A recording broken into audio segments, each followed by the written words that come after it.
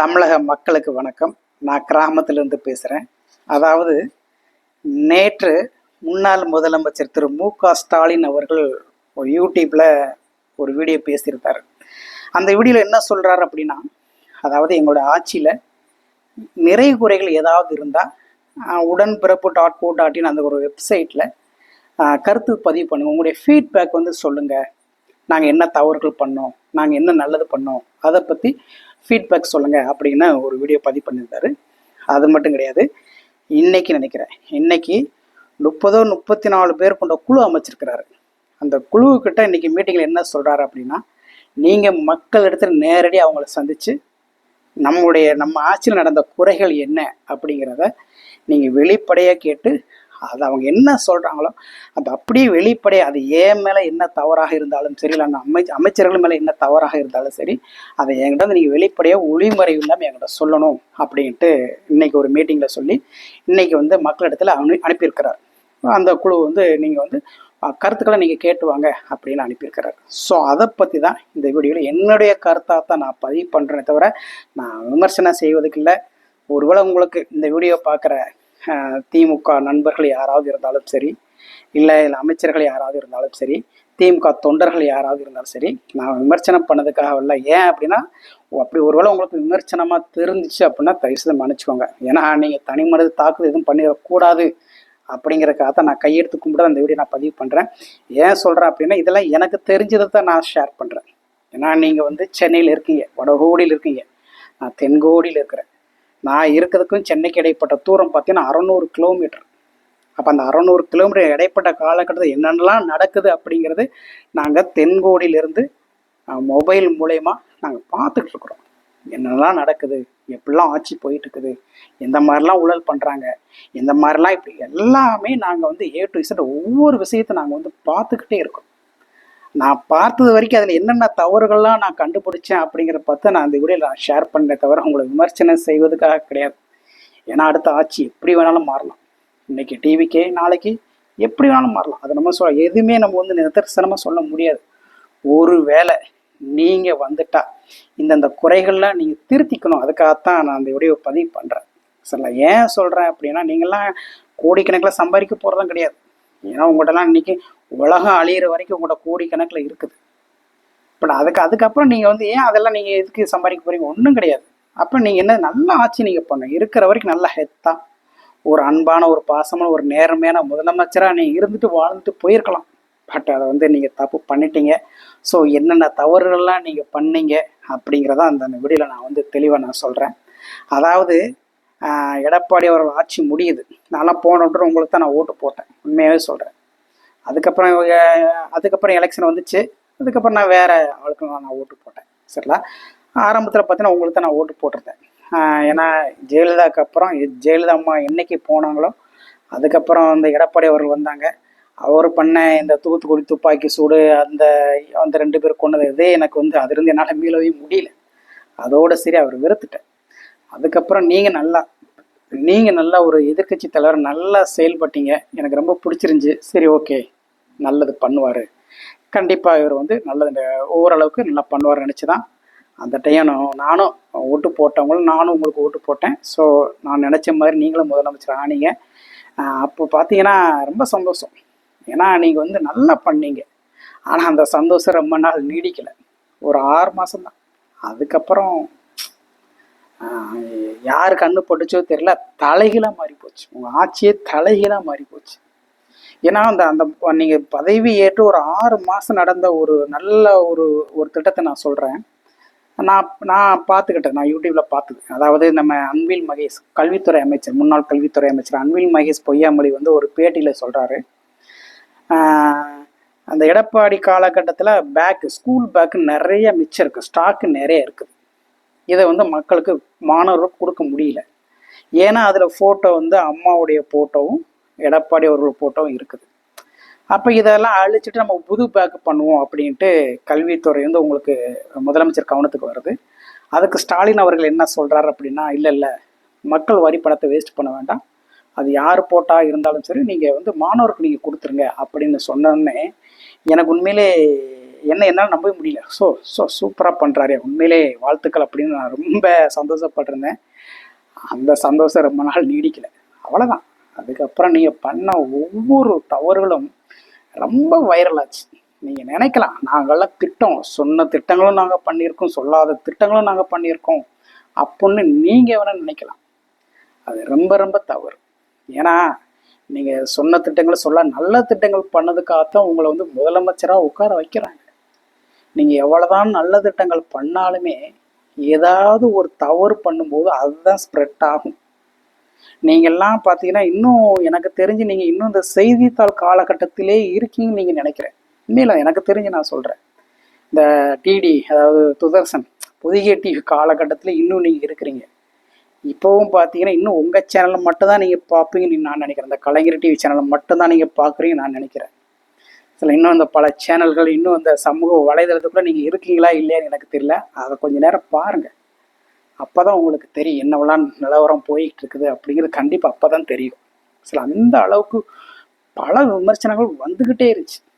சரி, அதுவும் பார்த்தீங்கன்னா ஒரு 30% உங்கள் அமைச்சர் மூலயமா உங்கள் பதவி இன்னைக்கு எலெக்ஷன், அதாவது இன்னைக்கு இந்த ஓட்டு கம்மியானதுக்கு காரணம் உங்களுடைய அமைச்சர்கள் ஒரு 3 பேர் இருக்கிறாங்க, 3-4 பேர் இருக்கிறாங்க அவங்க. அதுக்கப்புறம் பார்த்தீங்கன்னா இந்த காவல்துறை அவங்க ஒரு 50%. அதுக்கப்புறம் நீங்கள் பண்ண சில தவறுகள்னால தான் இன்றைக்கி எல்லாமே ஆட்சி கவிழ்ந்தது. அதுதான் உண்மை. ஏன் அப்படின்னா உங்கள் அமைச்சரில் ஒருத்தர் வந்து நீதிமன்றத்தால் பல்லாயிரம் கோடி ஊழல் செஞ்சது அப்படின்னு ஒரு நீதிமன்றத்தால் சிறையில் அடைக்கப்பட்டு அவர் ஜாமீனில் வெளியே வராரு. ஜாமீன் எடுக்கிறதுக்கு இன்றைக்கி அவ்வளோ தூரம் ஓடி ஆடி திரியிறீங்க. அவ்வளவு மக்களுக்கு மேலே கூட அவ்வளவு இது கிடையாது. அந்த அமைச்சரை காப்பதுக்கு அவ்வளோ புத்துணர்ச்சியோட கார் அதுன்னு வேகமாக சுற்றுறீங்க.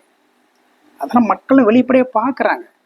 நீங்கள் நினைக்கலாம் அதெல்லாம் மக்கள் மறந்துடுவாங்க, காசை கொடுத்த ஓட்டை போட்டுருவாங்க அப்படின்ட்டு. அப்படி கிடையவே கிடையாது. ஏன்னா இப்போ இருக்கிற காலகட்டம் வேறு. நீங்கள் அதாவது இதுக்கு முன்னாடி ஓகே நீங்கள் என்ன தான் தவறு பண்ணாலும் அது ஒரு 10 நாள் போகும், அப்புறம் மறந்துடுவாங்க. இப்போ அப்படி கிடையாது. நீங்கள் பண்ண தவிர எப்பெல்லாம் எலெக்ஷன் வருதோ அப்போல்லாம் கண்ணுக்கு முன்னாடி கொண்டு வந்துக்கிட்டே இருப்பாங்க. இன்னும் நீங்கள் சாகுற வரைக்கும் நீங்கள் எப்பெல்லாம் எலெக்ஷன் வருதோ அப்பெல்லாம் உங்கள் தவறு அழியாமல் அப்படியே நிற்கும். அந்த தவறு உங்கள் பையன் உங்கள் பேரன் அப்படியே போயிட்டே இருக்கும். இப்போ அப்படி தான் பண்ணுறாங்க. நீங்கள் பாருங்கள், என்னைக்கு எலெக்ஷன் வருதோ நீங்கள் என்னென்னலாம் தவறு பண்ண அன்றைக்கெல்லாம் பார்த்தீங்கன்னா போட்டு முன்னாடி கொண்டு வருவாங்க. அப்படியே யூடியூப்பில் அப்படியே என்னது ரீடெலிகாஸ்ட் பண்ணுவாங்க. அப்படி தான் நடந்துச்சு. நீங்கள் பண்ண தவறு எல்லாமே வெளிப்படையாக அப்படியே என்னென்னைக்கெல்லாம் எலெக்ஷனோ அன்றைக்கெல்லாம் அப்படியே மறு ஒளிபரப்பு பண்ணிக்கிட்டே இருப்பாங்க. நீங்கள் நினைக்கிறேன் இவங்கெல்லாம் மறந்துடுவாங்க அப்படின்ட்டு. நம்ம மறந்தாலுமே இந்த சமூக வலைதளம் விடாது, மறுபடியும் கண்ணுக்கு முன்னாடி கொண்டு வந்துகிட்டே இருப்பாங்க. அப்படி தான் நடந்துச்சு. அதே மாதிரி ஒரு உயர் அதிகாரி, போலீஸ் அதிகாரி லஞ்சம் வாங்குறத வீடியோவில் ப்ரூஃபாக கொண்டு வராங்க. நீங்கள் நல்ல முதலமைச்சர் அப்படின்னா இந்த இடத்துல நீங்கள் வந்து சஸ்பெண்ட் பண்ணிட்டு டிஸ்மிஸ் பண்ணிடணும். நீங்கள் என்ன பண்ணீங்க, அவருக்கு பதவி உயர்வு கொடுத்து வேறு ஊருக்கு நீங்கள் ட்ரான்ஸ்ஃபர் பண்ணுறீங்க. இதெல்லாம் வைரலாக ஆகுது. அப்போ இதெல்லாம் தெரியும், மக்கள்லாம் பார்க்குறாங்க. என்னடா ஒரு முதலமைச்சர் தவறு பண்ணவங்களை தட்டி கேட்குறது, ஒரு தண்டனை கொடுக்கறதுக்கு இல்லாமல் இப்படி உயர் பதவி கொடுத்து அனுப்புகிறாரே அப்படின்ட்டு அப்படி எங்களுக்குள்ள ஒரு கேள்வி வருது. இன்னும் சொல்லிக்கிட்டே போகலாம், இன்னும் நிறைய விஷயங்கள். சரிங்களா? அந்த அளவுக்கு ரொம்ப, அதாவது நல்ல திட்டங்கள்லாம் யாரும் விரும்ப மாட்டாங்க. நம்ம ஐயாவுக்கு சொல்லிக்கிறேன், நல்ல திட்டங்கள்லாம். ஏன்னா ஒரு முதலமைச்சராக உங்களை வந்து கொண்டு வந்து மேலே வைக்கிறாங்கன்னா நல்ல திட்டங்கள்லாம் அவங்க கண்ணுக்கு படாது.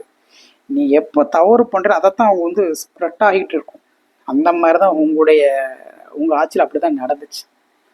தனி மனிதர் தாக்குதல்கள். அதே மாதிரி பார்த்தீங்கன்னா இன்னும் சென்டிமெண்ட்டாக உங்களுக்கு பண்ணவே தெரியல. சீரியஸாக சொல்கிறேன், சென்டிமெண்ட்டாக அந்த இப்போ அந்த இந்த எலெக்ஷன் டைம்லாம் பார்த்தீங்கன்னா எது ரொம்ப வைரல் ஆச்சுன்னு தெரியுமா? நீ அந்த ஒரு அம்மா வந்து காலில் விழ வராங்க, அந்த மனு கொண்டு வந்து காலில் விழ வராங்க. அதை சும்மா அப்படியே அந்த அம்மாவை தள்ளி விட்டு அப்படியே அந்த மனு அப்படியே தூக்கி தூரம் அப்படியே போட்டு அப்படியே கேஷுவலாக போகிறீங்க. இதெல்லாம் ஸ்ப்ரெட் ஆகுது. இவரெல்லாம் என்னையா மக்களை காப்பாற்ற போகிறோம் அப்படி தான் நினைக்க தோணுச்சு. எல்லாருக்குமே அப்படி தான் நினைக்க தோணுச்சு. ஒரு அம்மா பையனுக்கு வந்து பேர் வைங்க அப்படின்னு வராங்க, அவங்களுக்கு சும்மா பிச்சை காசு மணியை போட்டு அப்படி விலைக்கு விட்டு போகிறீங்க. ஒருத்தர் வந்து துண்டு போட வராரு, டக்குன்னு உங்கள் பாதுகளை வந்து பிடிங்கிட்டு அப்படி தூக்கி தூர எறிகிறாங்க. இதெல்லாமே ஸ்ப்ரெட் ஆகுது. ஏன்னா உங்களுக்கு சென்டிமெண்ட்டாக பண்ணவே தெரியல. சென்டிமெண்ட்டே உங்களுக்கு செட்டே ஆகலை உண்மையாக சொல்லப்போனால்.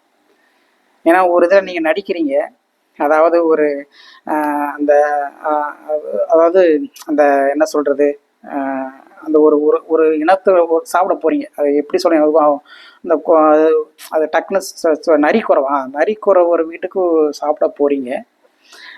அப்போ வந்து என்னம்மா சாப்பாடு இருக்குது அப்படின்ட்டு நீங்கள் சாப்பிட்றீங்க, வாங்கி சாப்பிட்றீங்க.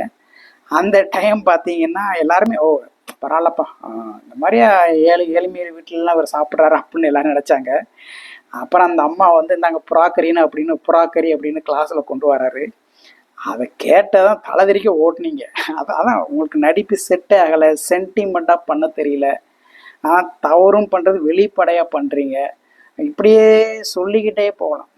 நீங்கள் திட்டங்கள், நான் நல்ல நல்ல திட்டங்கள் சொன்ன திட்டங்களும் சொல்லாத திட்டங்கள்லாம் நான் கொண்டு வந்து என்னதான் திட்டங்கள் நீங்கள் கொண்டு வந்தாலும் தவறு தான் ஃபஸ்ட்டாக பேசும். ஏன்னா நீங்கள் நல்ல திட்டங்கள் கொண்டு வருவதற்காகத்தான் உங்களுக்கு முதலமைச்சராக உட்கார வைக்கிறாங்க. நல்ல திட்டங்கள் அதெல்லாம் கேர் பண்ண மாட்டான். ஓகே, அவர் கடமையை அவர் செஞ்சுற போயிட்டா இருக்கும். எங்கடா தவறு பண்ணுறாரு அதைத்தான் முன்னாடி வந்து கண்ணில் வந்து காட்டும். அப்படித்தான் நீங்கள் பண்ணிக்கிட்டு இருந்தீங்க.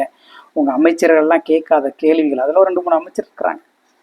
ஓசினாரு, நீங்கள் குத்தி கிழிச்சு ஓட்டை போட்டு கிழிச்சிட்டீங்க அப்படின்னாரு.